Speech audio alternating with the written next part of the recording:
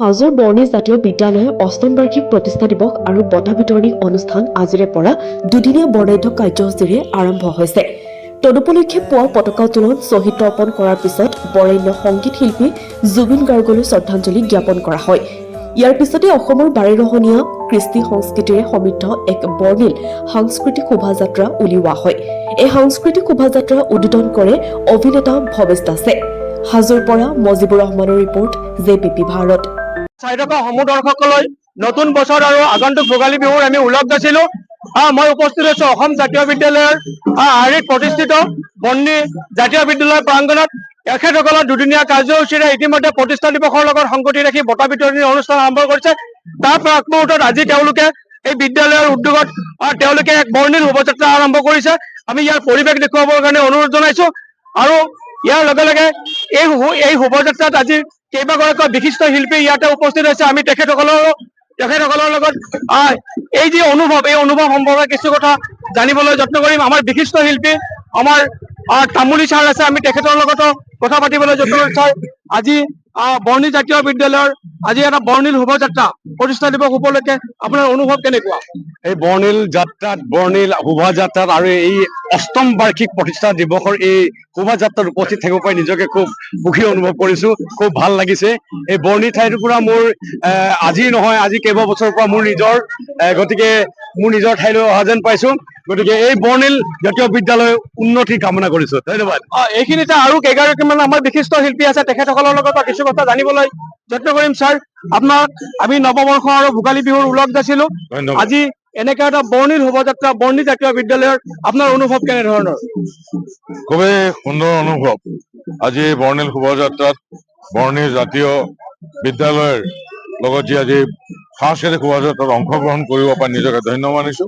মই বিশেষকৈ অকণ আৰু প্ৰধান শিক্ষক ডাঙৰীয়াক মই মোৰ আন্তৰিক ধন্যবাদ জনাইছো। খুবেই সুন্দৰ হৈছে। ইয়াত কণ কণ ল'ৰা ছোৱালী, আমাৰ ছাত্ৰ ছাত্ৰীসকলে সুন্দৰভাৱে অসমৰ গোটেইখিনি সংস্কৃতি প্ৰকাশ কৰিছে। ধন্যবাদ থাকিল। আন এগৰাকী শিল্পী আছে, আমি তেখেতৰ লগতো কথা পাতিবলৈ যত্ন কৰিম। আপোনাৰ অনুভৱ কেনেধৰণৰ? অনুভৱ খুব সুন্দৰ, খুব ভাল লাগিছে। খুব ধুনীয়া সময়ত আজি আমি ইয়াত উপস্থিত হৈছো। এনেকে ষ্টুডেণ্ট খিনি আগুৱাই যাওক আৰু তাকে কামনা কৰিছো। নতুন বছৰৰ সকলোৰে শুভেচ্ছা। ধন্যবাদ। আমাৰ এই বিদ্যালয়খনৰ বৰ্ণি জাতীয় বিদ্যালয়ৰ প্ৰধান শিক্ষক আছে, আমি প্ৰধান শিক্ষকৰ লগতো কিছু কথা পাতিবলৈ যত্ন কৰিম। ছাৰ, আপোনাক নৱবৰ্ষ আৰু ভোগালী বিহুৰ ওলগ দিছিলো। এনে এটা মুহূৰ্ত, বৰ্ণিল সাংস্কৃতিক শোভাযাত্ৰা, কিন্তু বিদ্যালয়ৰ পৰিৱেশৰ লগত সংগতি ৰাখি এই অনুষ্ঠানটো আপোনালোকে অনুষ্ঠিত কৰিছে। অনুভৱটো কেনেধৰণৰ? খুবেই সুন্দৰ।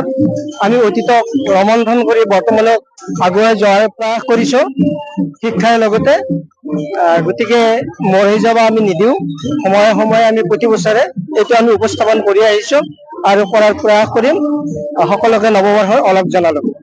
হয়, আমি তেখেতসকল আটাইকে আমি ধন্যবাদ জ্ঞাপন কৰিছো। ইতিমধ্যে এই যি জাতীয় বিদ্যালয় আছে, বৰ্ণি জাতীয় বিদ্যালয় আছে, বৰ্ণি জাতীয় বিদ্যালয়ৰ সাংস্কৃতিক শোভাযাত্ৰাত অগণন ছাত্ৰ ছাত্ৰীয়ে ইয়াত অংশগ্ৰহণ কৰিছে। অভিভাৱকসকলে অংশগ্ৰহণ কৰিছে।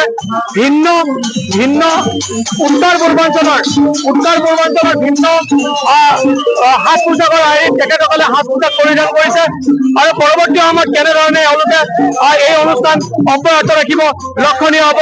হাজো শুৱালকুছিৰ পৰা মজিবুৰ ৰহমানৰ report, JPP Bharat.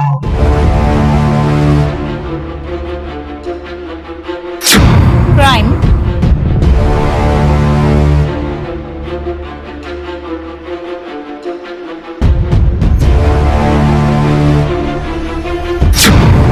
city,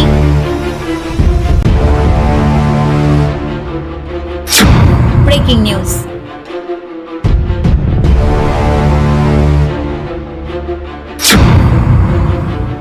anchor, অতি শীঘ্ৰেই টিভিৰ পৰ্দাত দৰ্শকে উপভোগ কৰিব পাৰিব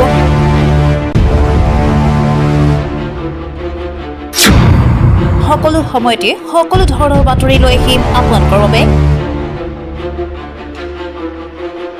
কেৱল JPP ভাৰতত।